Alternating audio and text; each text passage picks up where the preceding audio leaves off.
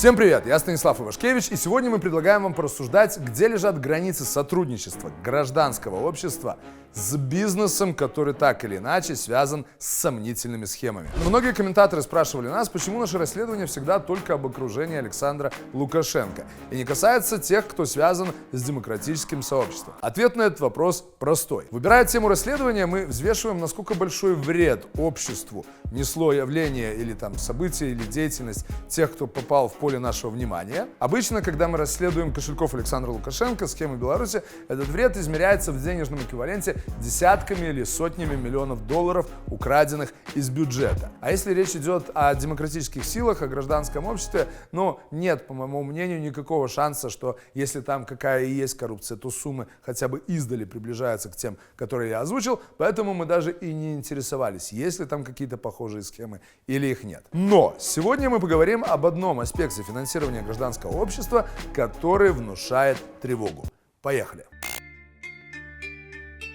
Несколько недель назад Белорусский расследовательский центр, то есть мы, обнародовал расследование о клининговой империи Эдуарда Апсета. Вы можете его знать по одному из его брендов «Чистый свет». Нам не удалось тогда доказать прямую связь этого Апсета с Александром Лукашенко или Владимиром Путиным, но мы доказали то, что он получал от властей огромные подряды, в том числе в Кремле. Также его компании работали в оккупированном Крыму на российских военных объектах. И еще собирался работать в Украине. В Латвии подозревают в отмывании 70 миллионов евро от преступной деятельности в Беларуси и в России. Продолжая копать, мы узнали новые детали. Дело в том, что родственники Апсета получили гуманитарные виды на жительство в Литве. Эдуард и его жена Елена также хотели получить ВНЖ в Литве. При этом они имеют золотые паспорта Кипра с 2018 года. Зачем же Апсетам ВНЖ в Литве, если с кипрским паспортом и так можно перемещаться по шенгенской зоне? Возможно, это связано с тем, что после полномасштабного вторжения России в Украину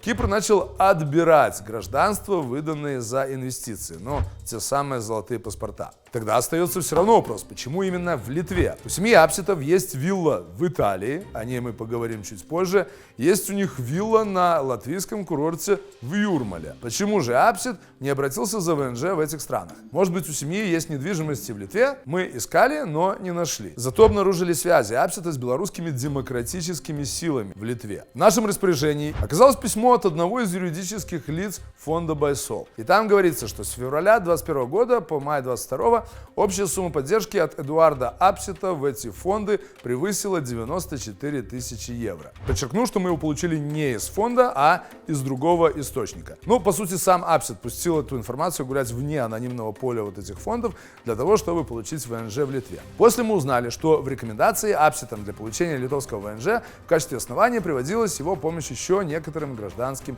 инициативам. Руководитель Байсола Андрей Стрижак в разговоре с нами не подтвердил, но и не опроверг эту информацию. Мы не раскрываем имена наших доноров из-за угрозы их уголовного преследования в Беларуси за содействие экстремистской деятельности. Отдельно хочу отметить, что мы не делаем ограничений для доноров. Любой человек может задонатить в Байсол и быть уверен, что его данные не будут раскрыты. Как я уже говорил раньше, в нашем недавнем расследовании, которое провел Александр Ярошевич, а презентовала руководительница отдела расследований БРЦ Ольга Ратмирова, если не смотрели, посмотрите. По нашим подсчетам, компании Апсета получили в Беларуси подрядов на сумму около 40 миллионов по нынешнему курсу. Среди заказчиков президентский медцентр. Он имитировал конкуренцию при помощи двух своих компаний, которые якобы соревновались друг с другом. В результате этих фиктивных торгов сумма, которую предложила фирма Апсета за работу, снизилась в результате торгов всего лишь на 0,1%. Или еще пример. В 2016 году Федеральная антимонопольная служба уже России выявила картельный сговор, в результате которого, по информации ведомства, торг между конкурентами за подряд приводил к снижению изначальной цены очень мало, всего на 1,5%. И по данным ФАС, это касалось суммы госконтрактов более чем на $250 миллиарда. В деле ведомство разделило эти компании, которые она подозревала в сговоре, на две группы. Одна группа связана с основателем ЧВК «Вагнер» Евгением Пригожиным, Вторая с брендом «Чистый свет», Эдуарда Апсета. Кроме того, компании под брендом «Чистый свет» получили около 30 миллионов долларов за уборку казарм в оккупированном Крыму. Наводили порядок клинеры и на кремлевских объектах. При этом фирмы, связанные с Апсетом, умудрялись получать подряды и на гособъектах Украины. После первого нападения России на Украину в 2014 году Апсет начал выходить из состава владельцев украинских компаний, но прокуратура Латвии, которая подозревает его в отмывании 73 миллионов евро через связанные фирмы, считает новых владельцев подставными, а фактически же, по их мнению, управлять компаниями продолжает Эдуард Апсет. И теперь возвращаемся к донатам этого бизнесмена для белорусских фондов. По нашей информации, Эдуард Апсет с 21 по 22 год пожертвовал Байсолу чуть более 90 тысяч евро. Сумма не маленькая, скажете вы, но все познается в сравнении. Например, стоимость недвижимости Апсета только в Италии больше его донатов в фонд почти в 37 раз. Вилла Апсета в Тоскане предположительно построена в 18 веке. Ее площадь около 2000 квадратных метров. Всего 62 комнаты. Больше напоминает, соответственно, замок. Общая кадастровая стоимость всего этого 3,5 миллиона евро. Российские дизайнеры, которые обновляли интерьеры виллы, в интервью журналу «Салон» рассказывали, что хозяева приезжают сюда летом. Архитекторы сообщили, что прошлый владелец использовал ее как гостиницу, но не очень успешно.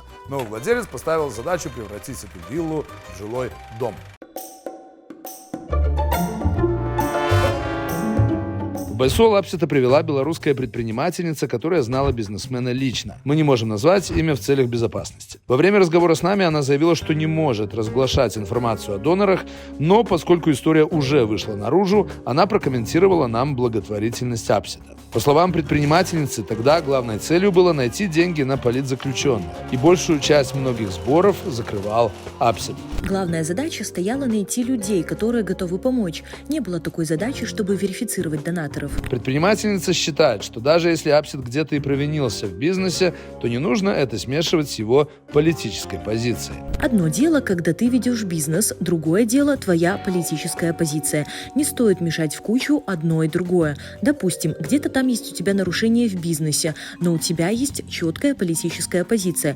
И почему, если ты провинился в одном, то давай страдай за все, образно говоря. Сооснователь фонда «Байсол» Ярослав Лихачевский подтвердил нам, что серьезной проверки доноров у них не было. Если попадались какие-то шейди-доноры, про которых уже была негативная публикация в медиа, тогда мы, конечно, на это обращали внимание. Если какого-то человека привел сотрудник или сотрудница фонда, которой мы доверяли, то мы это по умолчанию считали как доверенный источник. Во время разговора с нами Лихачевский не раскрывал информацию о донорах и добавил, что не помнит пожертвований насчет Байсола от Эдуарда Апсета, но не исключает, что такие пожертвования могли быть. Если честно, я слышу, по крайней мере, эту фамилию в первый раз. Поэтому я, наверное, про него вам ничего не могу сказать. Если он донатил, то это, возможно, было не через меня, или, возможно, он это делал каким-то образом анонимно. Нам известно, что сооснователь Байсол Ярослав Лихачевский обращался в литовский офис правозащитной организации Freedom House за рекомендательными письмами для Апсетов, указывая, что тот их донор. По словам предпринимательницы, которая привела Апсета в Байсол, бизнесмен донатил и другим белорусским фондам. Представитель организации Freedom House в Литве Витис Юрконис подтвердил БРЦ, что ему известно об обращениях белорусских гражданских инициатив к литовским властям за помощью в вопросе Апсета и членов его семьи. В итоге ВНЖ в Литве получили мать бизнесменов, его тесть и теща. Был ряд свидетельств от гражданских инициатив, что этот бизнесмен помогал гражданским инициативам. Основание, конечно, понятно, что если ты являешься бизнесом, помогаешь инициативам, которые не нравятся белорусскому режиму, тебе может прилететь. Но вопрос опять репутационный.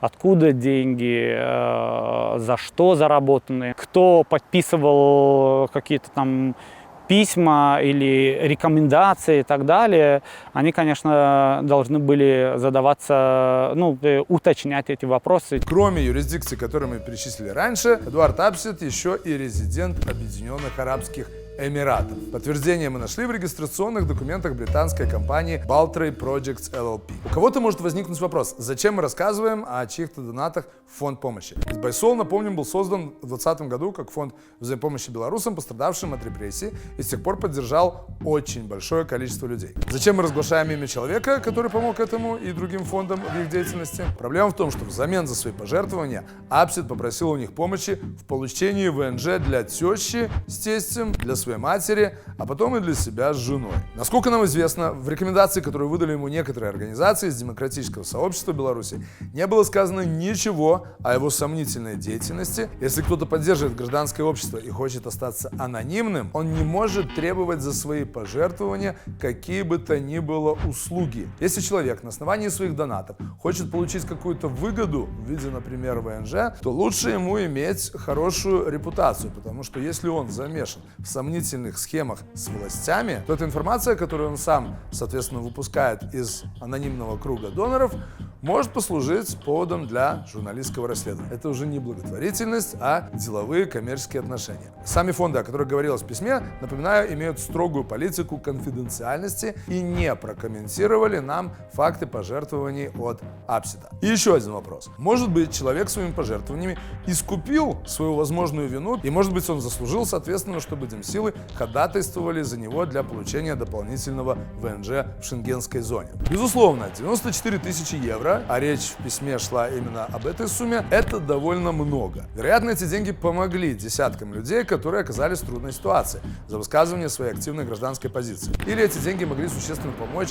инициативам и организациям, которые продолжают деятельность вопреки репрессиям. Но, если посмотреть на ситуацию так, как это делает суд, то минимальные условия для искупления вины, обычно за экономические преступления, это возмещение ущерба. Как мы рассказывали в расследовании, на одной только схеме в железнодорожном депо компании Апсита накрутили около 5 миллионов долларов свыше договоренной изначально цены. А в латвийском банке у него арестовали более 70 миллионов евро по подозрению в отмывании денег от преступной деятельности. Так вот, мог ли Апсид пожертвовать 90 тысяч демократическим силам, заслужить индульгенцию? Тем более, что латвийская прокуратура считает, что он продолжает получать выгоду от сети своих компаний через подставных лиц. Человек активно помогал гражданскому обществу и ни одной какой-то инициативе, что, конечно, хорошее дело, но иногда не все золото, что золотом сияет, является ли это чисто доброжелательностью,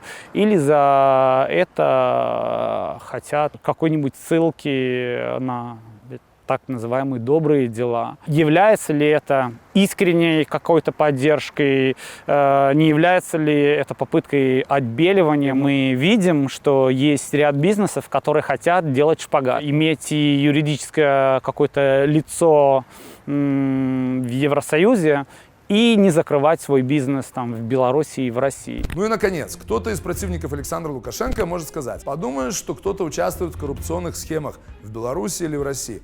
Пускай они там воруют из бюджета, меньше останется средств на репрессии и участие во внешней агрессии. Но тут важно понимать, системная коррупция не ослабляет власть Александра Лукашенко или Владимира Путина. Она, наоборот, является фундаментом созданных ими систем власти. В этой схеме высшие чиновники и силовики получают очень маленькую зарплату, на которую фактически понятно, что они не живут. И плюс к этой маленькой символической зарплате они получают в феодальное пользование часть экономики, с которой собирают коррупционную ренту и пускают ее вверх по пирамиде. В нашем предыдущем расследовании мы показывали, как действует эта схема на примере логистического сектора. Если люди, подобные Апситу, будут получать индульгенцию за пожертвования на поддержку демократических сил, это может существенно ослабить эффективность международного давления на Москву и Минск с целью заставить их прекратить репрессии и внешнюю агрессию. Таким образом, смысл этого выпуска – поднять дискуссию, где проходит красная линия в этом вопросе. Могут ли демократические силы оказывать услуги бизнесменам с сомнительной репутацией,